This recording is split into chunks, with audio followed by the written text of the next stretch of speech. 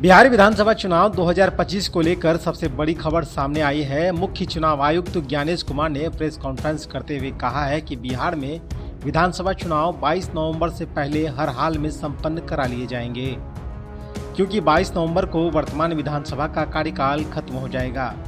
बिहार में कुल 243 विधानसभा सीटें हैं, जिसमें 2 सीटें अनुसूचित जनजाति और 38 सीटें अनुसूचित जाति वर्ग के लिए आरक्षित है। मुख्य चुनाव आयुक्त ज्ञानेश कुमार ने बताया कि इस बार चुनाव प्रक्रिया को और पारदर्शी और तकनीकी रूप से मजबूत करने के लिए 17 नई पहलें लागू की गई है, जो सिर्फ बिहार में ही नहीं बल्कि आगे चलकर पूरे देश में चुनाव में लागू की जाएगी।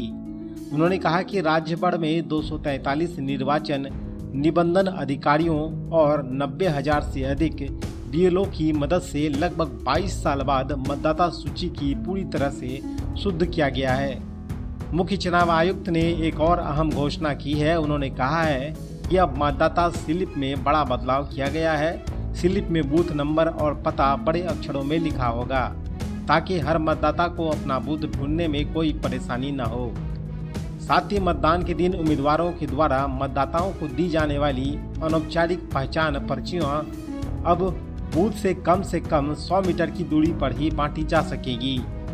इन सब बदलावों का मकसद है चुनावों को बनाना स्वच्छ, पारदर्शी और निष्पक्ष।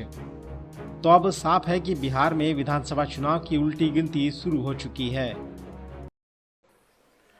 मैं बिहार के सभी मतदाताओं से यह आह्वान करता हूं कि आइए, जिस तरह से हम अपने त्योहारों को उल्लास और श्रद्धा से मनाते हैं, और विशेष रूप से बिहार की छठ पूजा जैसे महान लोक पर्व को पूरे उत्साह व आस्था से मनाते हैं, उसी तरह से लोकतंत्र के चुनाव के इस महापर्व को भी उत्सव की तरह मनाएं।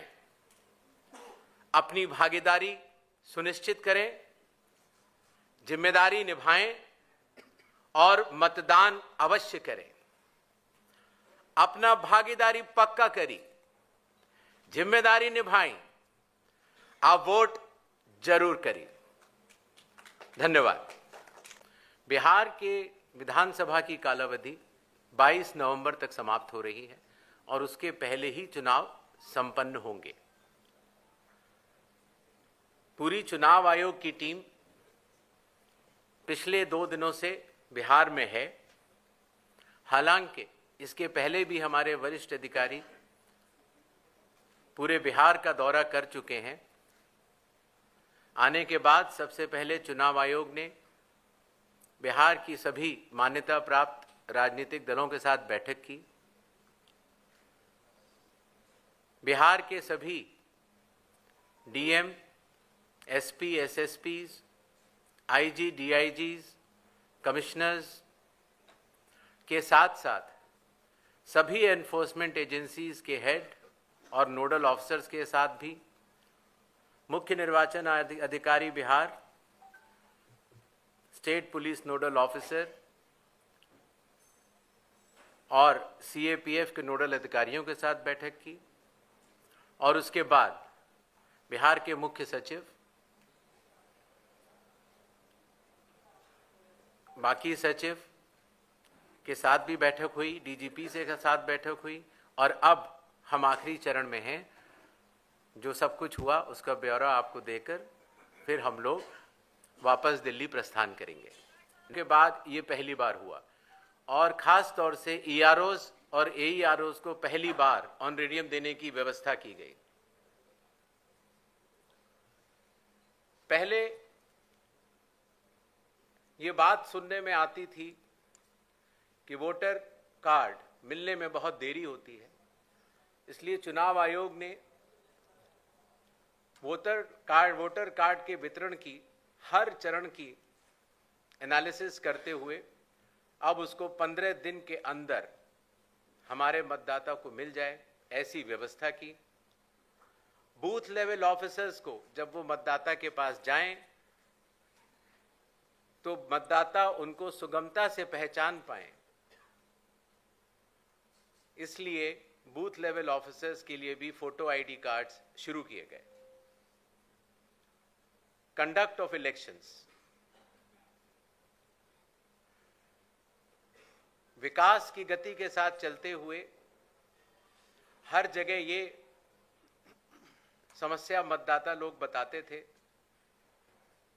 कि कई बार जब लाइन में खड़े होते हैं तो मोबाइल की आवश्यकता पड़ती है। आजकल मोबाइल कोई नहीं छोड़ना चाहता, तो इसलिए बूथ के कमरे के ठीक बाहर मोबाइल जमा कर कर अपना वोट देने के बाद ठीक बाहर आएं और अपना मोबाइल ले जाएं। ऐसी व्यवस्था की ट्रायल की जा चुकी है पिछले बाई इलेक्शंस में, और बिहार में ये पूरे राज्य में लागू होगा, सभी 90,000 पोलिंग बूथ पर। फिर एक बात ये भी समझ में आई कि जो मतदाताओं को वोटर इंफॉर्मेशन स्लिप दी जाती है, जिससे कि उनको पता लग जाए कि ये बूथ कहां पर है, और अगर चाहें तो पहले भी जाके देख सकते हैं, उसमें बूथ की संख्या और पता बड़े फॉन्ट में, अगर आप देखेंगे इसमें तो लाल रंग से उसमें चौकोर किया हुआ है, तो बड़े फॉन्ट पर आप दूर से ही देख सकते हैं, जिससे कि आप अपने मतदान केंद्र में बड़ी सुगमता के साथ जा सकते हैं। इलेक्शन कमीशन ने टेक्नोलॉजी का सहारा कई वर्षों से लिया हुआ है। धीरे धीरे करते करते लगभग 40 एप्लीकेशंस बन चुकी थी, जिसको कि हर मतदाता को या स्टेक होल्डर को बार बार अलग अलग लोड करना पड़ता था। इसलिए सबको मिलाकर एक कंप्यूटर प्लेटफॉर्म तैयार किया गया, जिसका नाम है one stop digital platform ECI net.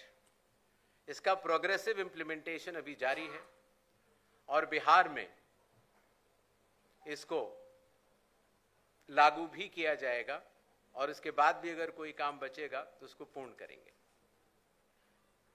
कई बार यह बात भी आती थी कि चूंकि पोलिंग स्टेशंस पर मतदाताओं की संख्या 1500 या उससे अधिक हो जाती थी, तो बहुत लंबी लंबी क्यूज लग जाती थी, और खास तौर से आखिरी घंटों में क्यू को मैनेज करना मुश्किल भी हो जाता था। इसलिए चुनाव आयोग ने यह संयुक्त निर्णय लिया कि अब बिहार से शुरू होकर पूरे देश तक किसी भी मतदान केंद्र में 1200 से ज्यादा वोटर नहीं होंगे, जिससे कि वोट डालने में हमारे मतदाताओं को सुविधा मिले। कानून के अंतर्गत कैंडिडेट्स पोलिंग बूथ के कुछ दूरी के बाहर अपने बूथ्स लगाते हैं। कई बार वो लोग भी मतदाताओं को सहूलियत देने के लिए उनका मार्गदर्शन करते हैं कि आपका बूथ ये वाला है या उस कमरे में है। तो पहले ये काफी दूर लगाने की अनुमति होती थी, अब 100 मीटर की दूरी पर पोलिंग स्टेशन से हर प्रत्याशी अपने बूथ लगाने के लिए स्वतंत्र है। पहले यह बात भी आती थी कि जो वेबकास्टिंग है, जो पोलिंग बूथ के अंदर जो वेबकास्टिंग होती है, वो कहीं 50% या कम से कम 50% या 60% बूथों पर होती थी, और अब बिहार से शुरू होकर पूरे देश में जब भी चुनाव होंगे 100% वेबकास्टिंग हर पोलिंग स्टेशन पर की जाएगी। कई बार प्रत्याशियों ने यह बात कही कि जब ईवीएम पर जो बैलेट पेपर या कागज लगता है, उसमें जो उनकी फोटो आती है वो ब्लैक एंड व्हाइट होती है, और इसलिए मतदाता को पहचानने में कई बार दिक्कत हो जाती है। हालांकि चुनाव चिन्ह तो रहता है, और साथ ही साथ ये भी बात आई कि सीरियल नंबर भी बड़ा होना चाहिए। तो इसलिए बिहार के चुनाव से शुरू करके पूरे देश में अब सीरियल नंबर का फॉन्ट भी बड़ा होगा, और प्रत्याशियों की फोटोग्राफ वो कलर्ड फोटोग्राफ लगाई जाएंगी। मतगणना,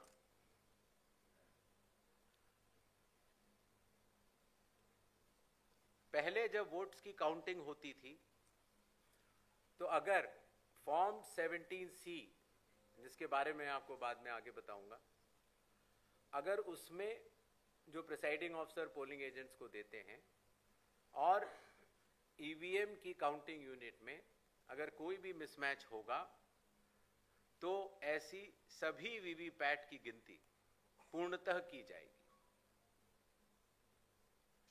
इसी तरीके से पोस्टल बैलेट्स की गिनती भी